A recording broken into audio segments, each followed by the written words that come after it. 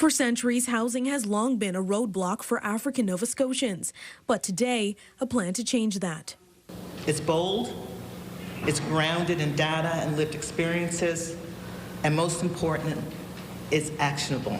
The African Nova Scotian Black Housing Council says they first took a closer look at housing disparities in the community, and what they found is revealing.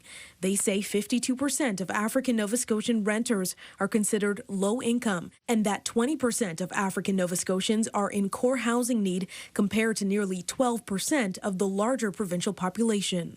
1 in 5 African Nova Scotians are in housing that is unaffordable, not the right size, and in poor condition. It confirms what African Nova Scotians have been naming for generations. The housing challenges that are faced are the result of systemic and historic exclusion. The council outlined their 4 big moves for a housing solution.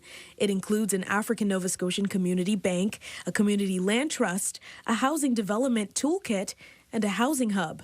This is about creating space literally and symbolically for African Nova Scotians to build, grow, and stay rooted in the places that their families have called home for generations. The minister responsible for housing, Colton LeBlanc, says the province hasn't made any financial commitments to the strategy, but that they remain at the table. We share the priority, and we will continue to work in lockstep with them to address their housing needs. Every aspect and level of government should be involved in enabling this strategy to be implemented and making it and transforming the housing conditions of African Nova Scotians, especially when you look at the historical reality that people have been here of African descent for 400 years.